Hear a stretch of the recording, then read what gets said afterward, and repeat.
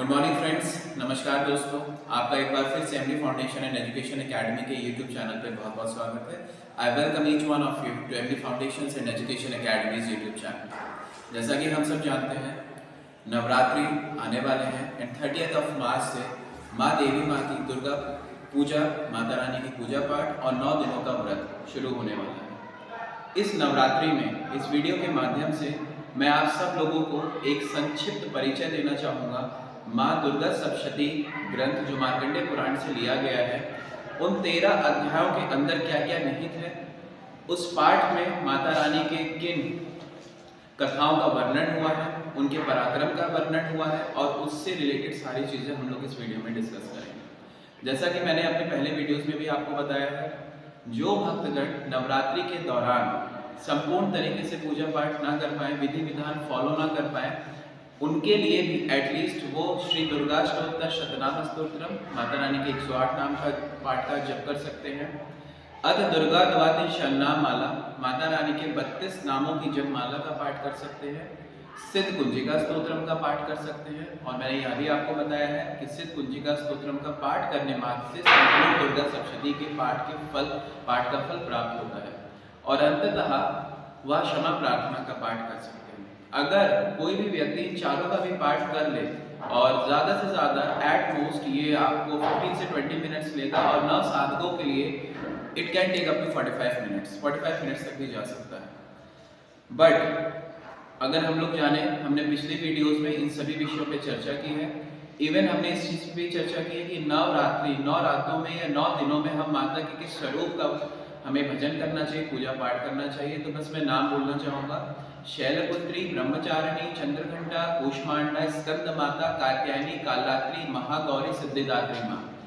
ये सारी चीज़ें हैं और ये माता रानी के 9 स्वरूप हैं जिनका हमें पूजा पाठ करना चाहिए। आज इस वीडियो के माध्यम से हम लोग 13 अध्यायों के विषय में जानेंगे। दुर्गा सप्तशती अपने आप में मार्कंडेय पुराण से उठाया गया है और मार्कंडेय पुराण से लिए गए इस ग्रंथ में 700 श्लोक आते हैं।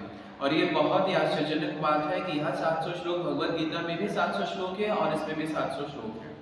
उसके बाद में दुर्गा सप्तशती का पाठ करने वाले के लिए 4 धर्म, अर्थ, काम, मोक्ष, ये 4 पुरुषार्थ सिद्ध होते हैं। जो जिस श्रद्धा से पूजा पाठ करता है उसे उसी श्रद्धा के अनुरूप उसका फल प्राप्त होता है।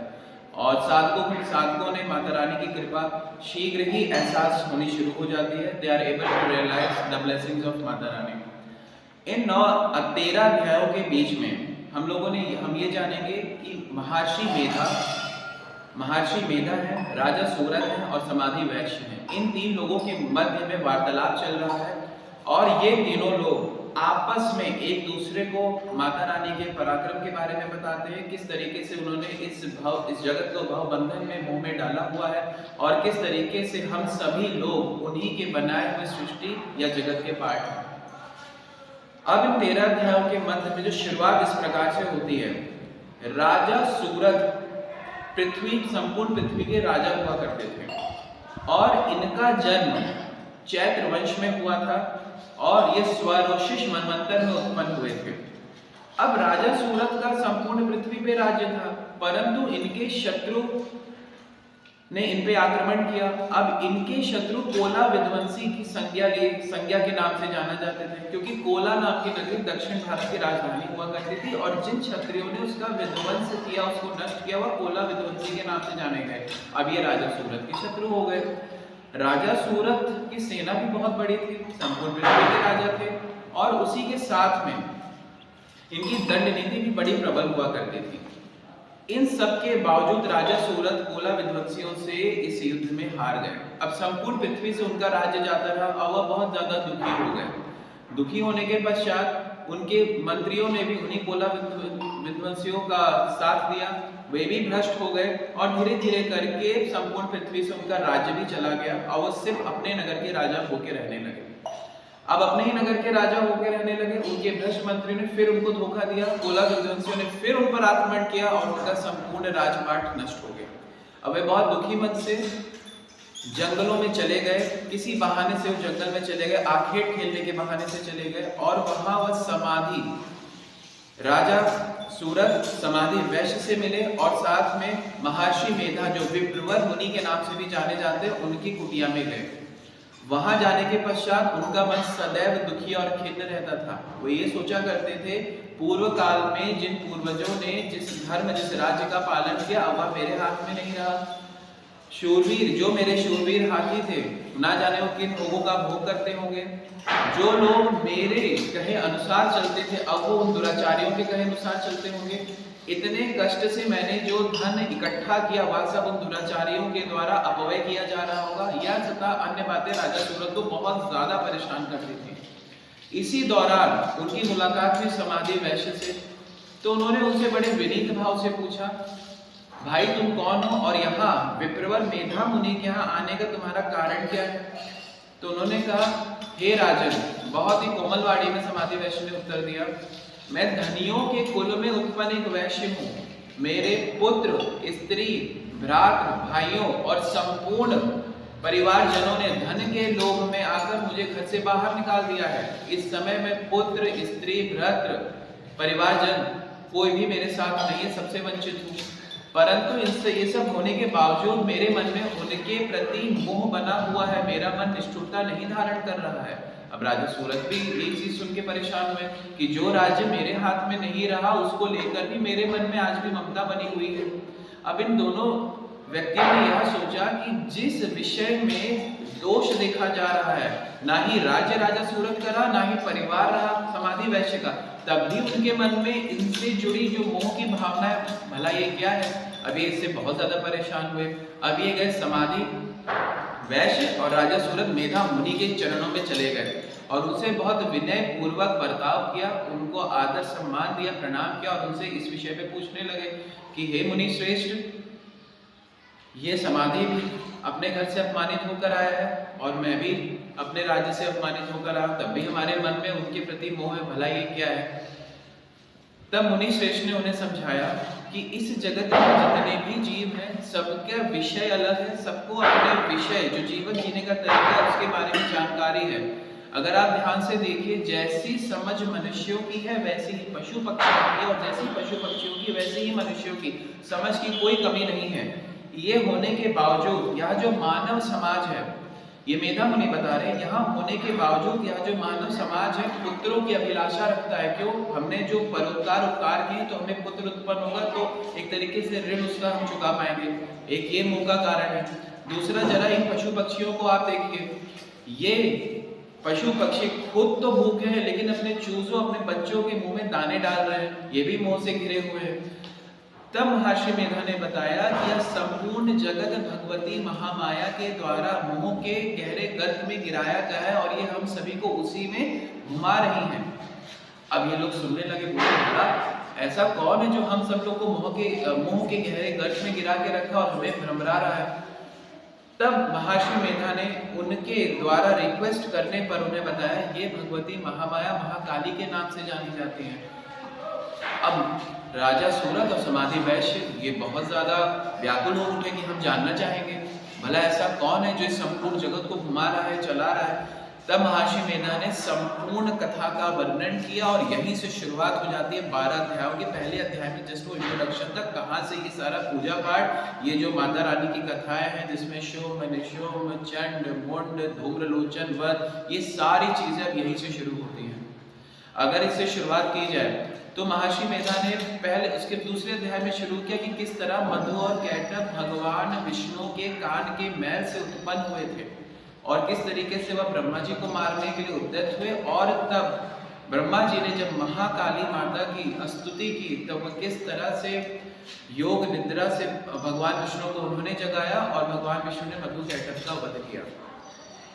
सो उन्होंने इसकी शुरुआत की।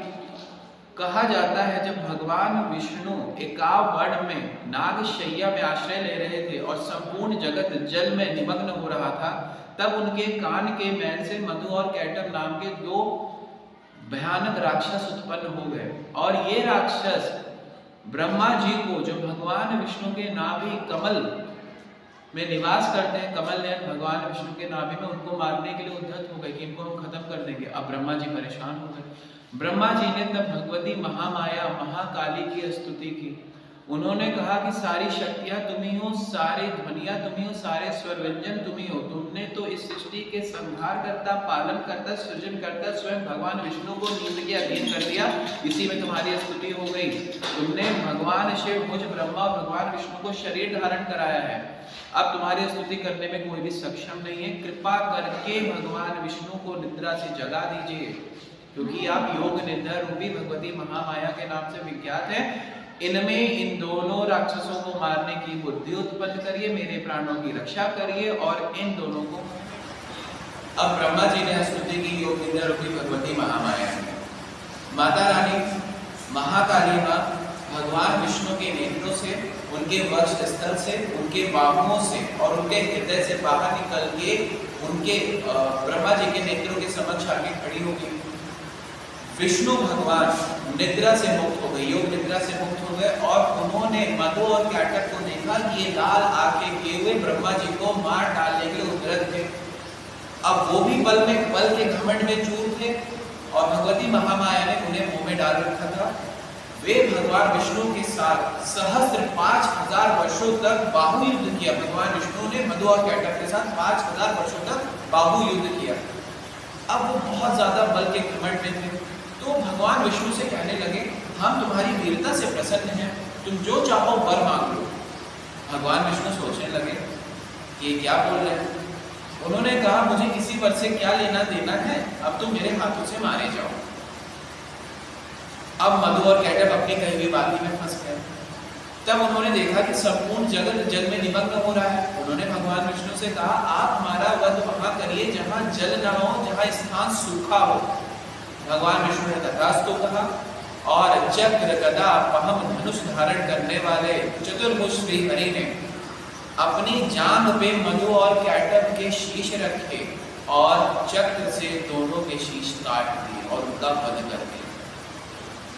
ये था मधु और कैटक के वध से जुड़ा प्रसंग, जो कि हम लोग पहले अध्याय के रूप में पाठ करते हैं। इस प्रकार भगवती महामाया के मुंह में आने पर मधु और कैटक भगवान विष्णु के द्वारा उनका वध संभव हुआ। हमें एक चीज और याद रखनी चाहिए, जब भी हम दुर्गा सप्तशती का पाठ करें और जब अध्याय का अंत हो, तो अध्याय के अंत में इति वध समाप्तम, इन सारी चीजों का हमें उच्चारण नहीं करना है। सिंपली हमें कहना है, श्री मार्कंडेय पुराणे सावरण के मन्वंतरे देवी महात्मय प्रथमा द्वितीया तृतीया ओम तत्सत्। श्री मार्कंडेय पुराणे सावरण के मन्वंतरे देवी महात्मय प्रथमा द्वितीया तृतीया ओम तत्सत्, यही हमें कहना है। आइए हम लोग थोड़ा सा और आगे बढ़ते हैं। अब हम लोग दूसरे अध्याय की तरफ पढ़ते हैं। यहाँ इस अध्याय में ये हम लोग जानेंगे कि किस तरीके से देवताओं और असुरों के बीच में संग्राम हुआ। महिषासुर की सेना ने देवताओं को हराया और महिषासुर स्वयं इंद्र बन बैठा और माता रानी का प्रादुर्भाव कैसा हुआ देवताओं के तेज से, और किस प्रकार महारानी ने, माता ने महिषासुर का वध किया। प्राचीन काल की बात है, देवताओं और असुरों के बीच में 100 वर्षों तक संग्राम चला। इन 100 वर्षों के संग्राम में देवताओं के नायक तो इंद्र थे, परंतु असुरों की तरफ से महिषासुर नायक था, उनका प्रधान था। इस 100 वर्षों के संग्राम में महिषासुर ने देवताओं को हरा दिया। अब वह स्वयं इंद्र बन बैठा और अग्नि, वायु, जल, आकाश, वरुण, हर एक चीज का प्रथम भोक्ता बन गया, हर एक चीज का देवता बन गया और उसने देवताओं को पृथ्वी पर मनुष्यों के भांति विचरने के लिए मजबूर कर दिया। अब जब ये सारी बातें, देवताओं एकदम मजबूर हो गए, परेशान हो गए, वो गए ब्रह्मा जी के पास और ब्रह्मा जी को आगे करके संपूर्ण देवता उस स्थान पे गए जहाँ विष्णु भगवान और शिव जी, और उनसे अपना सारा दुख कह सुनाया, अपना वृत्तांत कह सुनाया। अब जब शिव जी और विष्णु भगवान को पता चला तो वो क्रोध से उनकी भूखुटियाँ, उनकी आईब्रोज, मतलब बहुत ज्यादा उन्हें क्रोध आया, उनकी आईब्रोज तिरछी हो गई और उनका मुख काला पड़ गया क्रोध से। उस दौरान शिव जी और विष्णु जी के मुख से एक महान तेज उत्पन्न हुआ, समस्त देवताओं के शरीर से महान तेज उत्पन्न हुआ और वह सारा तेज जाके एकत्रित हो गया। वह इतना बड़ा था कि वह जजलवाद पर्वत जैसा दिखाई देने लगा और अंत में वह तेज ने एक नारी का रूप धारण कर लिया। तो संपूर्ण देवताओं का शक्ति पुंज एक नारी रूप में परिवर्तित हो गया। अब सभी देवताओं ने उस नारी का सम्मान करने के लिए कुछ ना कुछ उन्हें भेंट किया और सभी देवताओं के तेज से उस नारी के विभिन्न अंग उत्पन्न हुए, जैसे सूर्य देव के तेज से उनकी अंगुलियां, विष्णु भगवान के तेज से उनकी भुजाएं, इंद्र के देव के तेज से उनकी कटिभा, चंद्र के तेज से उनका स्तन, यमराज के तेज से उनके बाल, शिव जी के तेज से उनका मुख और आदि देवताओं के तेज से उनके विभिन्न अंग उत्पन्न हुए। भगवान शिव ने अपने त्रिशूल से शूल निकालकर उन्हें भेंट किया, भगवान विष्णु ने चक्र से चक्र उत्पन्न करके भेंट किया, यमराज ने उन्हें काल की शक्ति भेंट की, समुद्र ने विभिन्न मणियां आभूषण भेंट किए, अग्नि ने उनके संपूर्ण शरीर में तेज भर दिया, तेजोमय बना दिया, हिमालय ने उन्हें सींग दिया, सींग एक सवारी के लिए वाहन उन्हें दिया, और साथ में कई मणियां, कई रत्न आभूषण दिए, समुद्र ने उन्हें कई मालाएं दी, कभी न मुरझाने वाले कमल की मालाएं दी, कुबेर ने उन्हें एक पान पात्र दिया। इसी प्रकार सभी देवताओं ने उनका सम्मान बढ़ाने में कुछ न कुछ भेंट किया। अब माता रानी का प्रादुर्भाव हो चुका था और ये भी माता रानी महालक्ष्मी के नाम से जानी जाती है। पिछले अध्याय में महाकाली थी और ये महालक्ष्मी है। पिछले अध्याय में महाकाली के 10 पैर और 10 हाथ है, इसलिए उन्हें दशानना कहा गया है और वो 30 नेत्रों की पंक्ति से शोभित होती है। और यहाँ माता लक्ष्मी की वैसे तो हजारों भुजाएं हैं, परंतु हम 18 भुजाओं से युक्त होकर उनकी पूजा करते, इसीलिए उन्हें अष्टादश भुजा कहा जाता है। अब महालक्ष्मी उत्पन्न हुई। अब देवताओं की रक्षा हेतु उनका प्रादुर्भाव हुआ। अब महिषासुर जब उन्होंने गर्जना सुनी सिंह की और संपूर्ण विश्व उनके तेज से तेजोमय हो उठा, तब महिषासुर अपनी संपूर्ण सेना को कवच आदि से सुसज्जित करके उस ओर भागा जहाँ माता रानी का प्रादुर्भाव हुआ था। पूरी पृथ्वी हिल रही थी, समुद्र हिलने डुलने लगे। अब वो पहुंचा वहां पर। अब उसने बहुत गुस्से से माता रानी को देखा और उन पर आक्रमण कर दिया। देखते ही देखते संपूर्ण महिषासुर की सेना माता रानी पे टूट पड़ी और इस प्रकार उन पे बाढ़ों की वर्षा करने लगी, मानिए जैसे बादल मेरुगिरी के शिखर पे पानी की धार बरसा रहा हो। लेकिन माता रानी ने खेल खेल में सभी बाणों को अपने निवारक बाणों द्वारा नष्ट कर दिया। अब उन्हीं में आया महिषासुर का सेनापति चिक्षुर।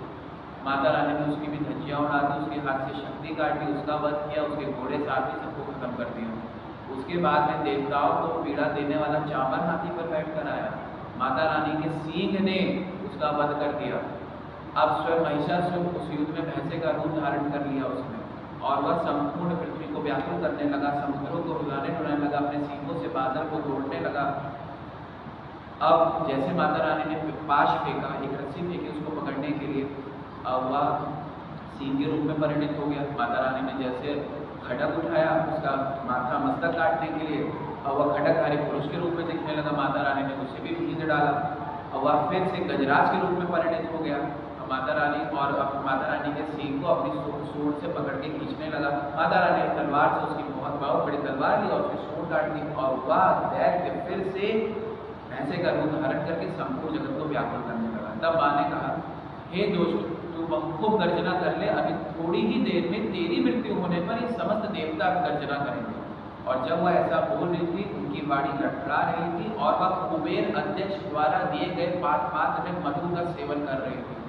ये निश्चित था कि महिषासुर का वध समय निकट है और उसकी समाप्ति निश्चित है। महिषासुर जब पूरी पृथ्वी को व्याकुल कर रहा था और उसने ये भैंसे का रूप धारण किया था, माता रानी ने उसे चेतावनी दी और उसके बाद उसके कंठ में त्रिशूल से प्रहार किया। अपनी शक्ति द्वारा उसके भैंसे के रूप को फिर बदलना चाहता था, उसने उन्हें रोक दिया। माता रानी ने उसे रोका और एक बहुत बड़े तलवार से वो दूसरे रूप में निकलने लगा। भैंसे से बहुत बड़ी तलवार से उसका शीश काट दिया और इस प्रकार वो महिषासुर मर्दिनी कहलाए। संपूर्ण जगत प्रसन्न हुआ। सभी देवताओं ने माता रानी के फूलों की घोषणा की और ये संपूर्ण जगत सुरक्षित हुआ। और इसी के बाद समस्त देवी देवताओं ने ब्रह्मा जी के साथ मिलकर माता रानी की पूजा अर्चना की, उनकी स्तुति की महिषासुर के वध के बाद। तब माँ ने इस संपूर्ण जगत को धारण करने वाली माँ जगजननी ने उन्हें वरदान दिया कि जब जब इस पृथ्वी पर अधर्म बढ़ेगा और ये राक्षस देवताओं को या मनुष्यों को परेशान करेंगे तब तब मैं अवतार लेके सबकी रक्षा करूंगी। और यह वचन देते ही माता रानी अंदर ध्यान होगी। धीरे धीरे समय बीता। इंद्र जी और सभी देवताओं ने काफी समय तक माता की पूजा पाठ किया माता लक्ष्मी का, परंतु फिर से शुंभ और निशुंभ का संकट उन पर आन पड़ा। और तब सभी देवताओं ने स्मरण किया कि माँ ने हमें पूर्व काल में यह वचन या वरदान दिया था कि जब जब बाधा आएगी आप मेरी स्तुति करेंगे और मैं प्रकट होऊंगा और आपके प्राणों की रक्षा करूंगा। तब वो गिरिराज हिमालय पर, इंद्रादि देवता गिरिराज हिमालय पर गए और माँ जगदम्बा की स्तुति करने लगे। क्यों? क्योंकि शुंभ निशुंभ ने उनका जीना दूभर कर दिया था, उनका वध कर रहे थे, उनकी शक्तियों का हनन कर रहे थे। और उसके बाद में जब वो गिरिराज हिमालय पर माँ भगवती महामाया की स्तुति कर रहे थे, उसी समय पार्वती माता गंगा जी में स्नान करने आई। और जब पार्वती माता गंगा जी में स्नान करने आई, यह स्तुति सुनी तो उनके शरीर, उनके कोशों, उनके छिद्रों से माता का प्रादुर्भाव हुआ, जो सरस्वती माँ के नाम से जानी गई, चामुंडा नाम से जानी गई, जगदम्बा अम्बा के नाम से जानी गई। और ये चतुर्भुज है, 4 भुजाओं से युक्त थी और चूंकि उनके शरीर के कोशों से उत्पन्न हुई थी, कौशिकी के नाम से भी ये जानी गई। और पार्वती माता का शरीर काला पड़ गया उनके प्रादुर्भाव के बाद, इसलिए कालिका देवी के नाम से भी जानी गई, जो हिमालय में निवास करती है। तब माता पार्वती ने पूछा, जब उनके शरीर से प्रादुर्भाव हुआ जगदम्बा माता, ये देवता भला किसकी स्तुति करते हैं? तब उन्हीं के शरीर से उत्पन्न हुई माँ सरस्वती ने कहा, ये मेरी ही स्तुति करते हैं और शुंभ निशुंभ से पीड़ित हैं। उन्होंने कहा अच्छा। उसी दौरान हिमालय के उस रमणीय प्रदेश में जहाँ माँ का प्रादुर्भाव हुआ था, माँ का जन्म हुआ था, अवतरित हुई थी। ये हमें जानना चाहिए कि माँ कभी जन्म नहीं लेती, वह अजन्मा है, नित्य है, शाश्वत है। लेकिन जब जब कल्याण है तो वो आदि, तब हम कहते हैं उनका जन्म का, उनका अवतार। उस दौरान चंड और मुंड उसी हिमालय प्रदेश से गुजर रहे थे। चंड और मुंड ने माता रानी का सुंदर स्वरूप देखा और ये शुंभ निशुंभ के भक्त थे, भाई थे। उन्होंने कहा, जब शुंभ निशुंभ संपूर्ण जगत के स्वामी हैं, सारे रत्न उन्हीं के पास हैं, तो भला स्त्रियों में ये रत्न स्वरूप यहाँ ये अकेले कैसे? ये भी उन्हीं की शरण में होनी चाहिए। अब बस यही बात लेके वो लोग शुंभ निशुंभ के पास पहुंचे। अब शुंभ निशुंभ के पास पहुंचे, उन्होंने बताया कि बहुत ही सुंदर स्त्री है, ये आपके पास होनी चाहिए, इसको आप पति रूप में अपने पास रखें। अब शुंभ निशुंभ सोचने लगे, जब सारे रत्न मेरे पास है, पारिजात का वृक्ष हम उठा के ले आए हैं स्वर्गलोक से, ब्रह्मा जी का ये हमारे पास पुष्पक विमान भी हमारे पास आया हुआ है, और काल की उत्क्रांतिता शक्ति भी मेरे पास है, सारे रत्न मेरे पास है, कुबेर के सारे रत्न मेरे पास है, हर एक चीज, सारे देवता मेरे पास मानते हैं, तो स्त्रियों में रत्न स्वरूप भी मेरे पास होनी चाहिए। बस यही विचार करके उन्होंने महादैत्य सुग्रीव को भेज दिया माता के पास कि जाओ और उन देवी से ऐसे कोमल वाणी में बोली, ये सारी बातें बताई जिससे वो हमारी बात मान जाए और हमारे पास जाए, हमारी पत्नी के रूप में। अब वो चला गया, दूध बन के महादैत्य सुग्रीव माता के पास गया और कहने लगा कि शुंभ निशुंभ संपूर्ण जगत के स्वामी हैं, आप हमारी बात मानिए और उनके शरण में चले आइए और उनको अपना पति मान लीजिए और आपको तुलना रहित ऐश्वर्य की प्राप्ति होगी। अब माता रानी बहुत गंभीर स्वरूप में सोचने लगी और थोड़ा सा मुस्कुराई और कहा, मैंने अपनी अल्प बुद्धि के कारण एक प्रतिज्ञा कर रखी है, तुम इसे इस प्रकार सुनो और अपने स्वामी से कह आना, जो मेरे बराबर बलवान होगा, जो मुझे युद्ध में परास्त कर देगा और जो मेरे घमंड को चूर कर देगा, वही मेरा स्वामी बनेगा, जाओ ये बोल।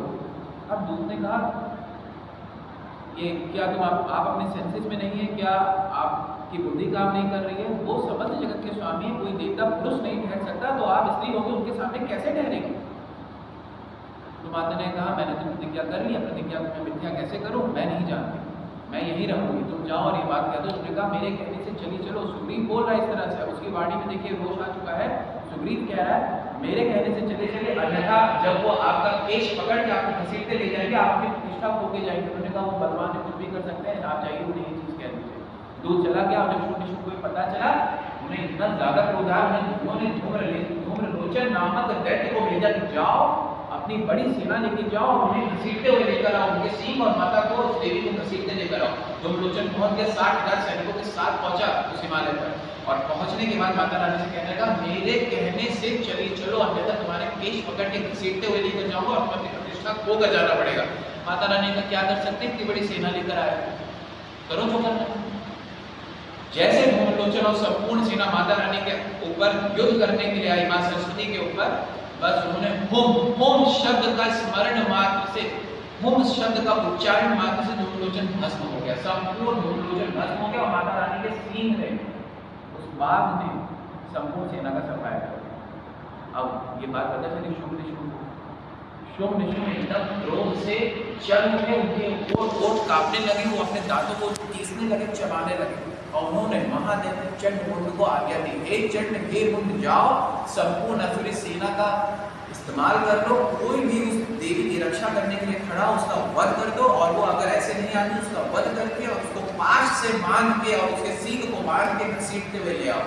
चंडमुंड शुंभ निशुंभ द्वारा आज्ञा पाकर गए हिमालय के प्रदेश में और उसके बाद में जाके माता रानी को चारों तरफ से घेर दिया। माँ को भयानक क्रोध आया, उनका चेहरा काला पड़ गया और उनके शरीर से एक भयानक शक्ति उत्पन्न हुई। वो शक्ति चीते के चर्म की साड़ी पहने हुई थी, शरीर का मांस सूख चुका था, हड्डियां दिखाई दे रही थी और मुंड माला से मुंडों की माला से शोभित थी और बाल एकदम बिखरे हुए, बालों की तरह बिखरे हुए और एक अजीब सी कांति थी उनके चेहरे पे और बहुत विकटता से देख सकने वाले दांत उनके अंदर थे, बहुत प्रचंड अट्टहास कर रही थी और यही चामुंडा के नाम से आगे जानी जाएंगे और ये काली माँ के नाम से भी जानी गई। और अब जीभ लपलपाने, जीभ उनकी बहुत बड़ी थी, बाहर की तरफ थी, लपलपाने के कारण बहुत भयानक प्रतीत हो गई। तब उन्होंने कहा, अब उनकी तरफ ये सारे चंडमुंड सेना के सर फूट पड़े, बस उन जो जिन माता का प्रादुर्भाव हुआ है माँ काली का, उन्होंने बहुत बड़ी तलवार ली और हम बस इस शब्द का उच्चारण किया और बहुत बड़ी तलवार से पहले चंड का शीश काटा, उसके बाद में मुंड का भी उसी से शीश काट दिया और माँ सरस्वती जगदम्बा के पास गए उस शीश को लेके कि हे देवी ये लो, ये शीश तुम्हारे चरणों में मैं रख रही हूँ। तो माँ सरस्वती ने, जगदम्बा माँ ने उन्हें आशीर्वाद देकर कि तुम चंड मुंड का सिर या शीश लेके मेरे पास आई, इसलिए तुम चामुंडा के नाम से जानी जाओ। फिर उन्होंने कहा, हे माँ अब शुंभ निशुंभ उनका वध तुम स्वयं करना, युद्ध क्षेत्र में मैंने अपना काम कर दिया। माता रानी ने उन्हें आशीर्वाद दिया। उसके बाद जब पता चला शुंभ निशुंभ को कि चंडमुंड भी मारे गए, अब वो भयानक संपूर्ण असुरी सेना लेके पहुंच गए उस रणभूमि में, उस युद्ध क्षेत्र में। और अब आया कौन आया, हम इसके बाद कौन आया हमारे लिए, रक्त बीज आया। रक्त बीज की एक खास बात थी, उसके शरीर से रक्त की जितने बूंदे जमीन में गिरती उसी के समान बलवान, उसी के समान प्रकांड राक्षस पैदा हुए। अब जब ये संपूर्ण सेना शुंभ निशुंभ आ गए, रक्त बीज आ गए, तब माता रानी के शरीर से विभिन्न शक्तियां निकली, उन्हीं की विभूतियां निकली और ये शक्तियां देवताओं की ही परिचायक थी, देवताओं की शक्तियों का प्रतिबिंब थी, जिसको हम लोग मानते हैं माता रानी के 9 शक्तियां, जिनको नामों से आप इस तरह जान सकते हैं, ब्राह्मी, कुमारी, महेश्वरी, वैष्णवी, वाराही, चामुंडा, शिवदूती, नासिकी, ऐन्द्री माँ। ये 9 शक्तियां उत्पन्न हुई। इन 9 शक्तियों में जब ये शक्तियां उत्पन्न हो गई, भगवान शिव ने, जो धूमिल जटा वाले भगवान शिव ने माता रानी से कहा, मेरी प्रसन्नता के लिए इनका संहार कर डालिए, इन समस्त असुरों का संहार कर डालिए। अब उसके बाद माँ सरस्वती के शरीर से एक और विकराल शक्ति उत्पन्न हुई और उन्होंने भगवान शिव को दूत बना के भेजा कि जाइए असुरों के पास और कहिए अगर अपना भला चाहे तो पाताल लोक को लौट जाए, अन्यथा मेरी शक्तियां, मेरी योगिनियां, मेरी शिवाएं इनके मांस से तृप्त हो और इनका संहार हो जाएगा यहीं पे। क्योंकि उन्होंने भगवान शिव को दूत बना के भेजा था, इसलिए शिवदूती के नाम से जाने गई, जिनका प्रादुर्भाव मैंने थोड़े पहले बताया। और शिवदूती भगवान शिव चले गए, भगवान शिव ने बोला ये बात असुरों से, लेकिन कोई माना ही नहीं और वे सारे असुर उस तरफ जाके आक्रमण करने लगे जहां माता कात्यायनी विराजमान थी। अब देखते ही देखते भयानक संग्राम छिड़ गया और सभी देवी माँ की सभी शक्तियों ने असुरों का संहार करना शुरू हुआ। त्राहिमाम मच गया चारों तरफ। अब ये जब रक्त बीज ने देखा तो उसे बड़ा क्रोध आया, उसने देखा कि राक्षस को वो मार रही है। तब उन्होंने आया, रक्त बीज आया और उसने सभी देवियों का पृथक पृथक प्रहार किया। तो माता रानी ने भी जितने 9 शक्तियां थी और माता से उन पे भी प्रहार किया रक्त बीज पे। अब रक्त बीज के शरीर से सैकड़ों बूंदे गिरी, करोड़ों बूंदे गिरी रक्त की और उसी के प्रकार सारे राक्षस उत्पन्न हुए। अब संपूर्ण जगत रक्त बीज जैसे राक्षसों से भर के आप देवता व्याकुल होकर डरने लगे। तब सरस्वती माता ने देखा कि सभी देवता परेशान है, तो उन्होंने माता काली से कहा, काम करिए आप अपना मुख और बड़ा कर लीजिए। और इसके शरीर से जितनी रक्त की बूंदे गिरे आप उसे चूस लीजिएगा और जो नए राक्षस उत्पन्न होने भी चट कर जाएगा, खा लेना, इससे नए राक्षस उत्पन्न ही नहीं होने पाएंगे। माँ काली ने कहा ठीक। बस जैसे सभी देवियों ने उस रक्त बीज पे आक्रमण किया, उसके शरीर से जितनी बूंदे गिरी सब माँ काली ने बड़े मुंह विकराल करके उसे खा लिया। रक्त बीज देखते ही देखते रक्त विहीन हो गया, रक्त बीज रक्त विहीन हो गया और संपूर्ण देवी शक्तियों ने विभिन्न खड्ग वज्र आदि की मार से उसे खत्म कर दिया, रक्त बीज मारा। अब शुंभ निशुंभ की क्रोध की कोई सीमा ही नहीं रही। अब शुंभ निशुंभ आगे उतर के लड़ाई करने के लिए, युद्ध करने के लिए, जब उनके माता और शुंभ निशुंभ के बीच में संग्राम हुआ तो पहले निशुंभ के साथ हुआ, फिर शुंभ के साथ हुआ। निशुंभ अब चेतन हो गया, मूर्छित हो गया, फिर शुंभ आया लड़ने, शुंभ भी मूर्छित हुआ, फिर निशुंभ फिर से जागा और निशुंभ ने शूल से आक्रमण किया, माता रानी ने भी शूल से आक्रमण किया, उसके शूल को भेद दिया, उसकी छाती को भेद दिया। तो निशुंभ के शरीर से एक और राक्षस निकलने लगा, बस माता रानी ने बहुत बड़ी दबा दी, उसका सिर काट दिया, निशुंभ मारा गया।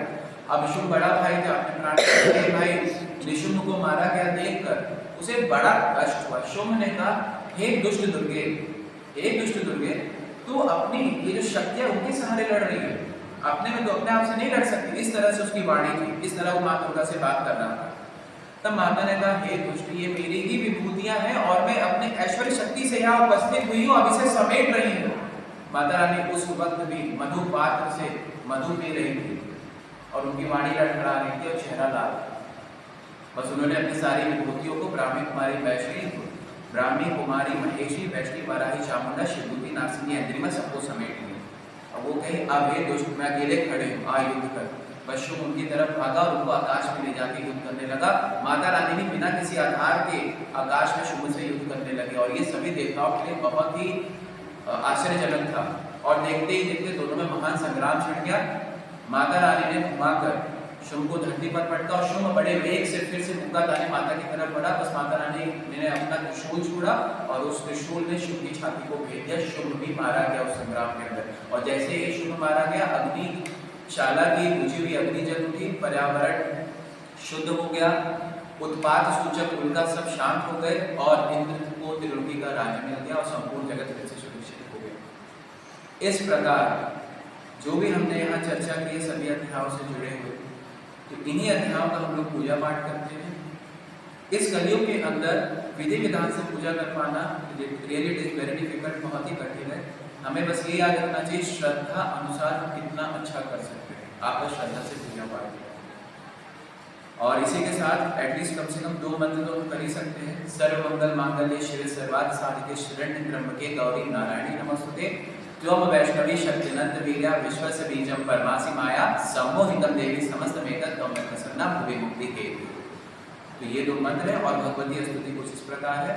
प्रातः स्मरामि शरदिन्दु करजलभां सदर कवल मकर कुंडल हार भूषां दिव्यै दूर्जित श्री सहस्रस्तां रक्तोत्लाभ चरणां भवतीं परेशां प्रातः नमामि महिषासुर चंडमुंड सुंभासुर विनाश रक्षां ब्रह्मेन्द्र रुद्र मुनि मोहन शिवलीलां चंडिल समस्त मूर्ति मनेक रूपां प्रातः भजामि वज्रा विलासात्रिं भात्रिं समस्त जगता पुरिता मंत्रिं संसार बंधन मोचन हेतु भूतां मया परां समधिगम्य परस्य विष्णु।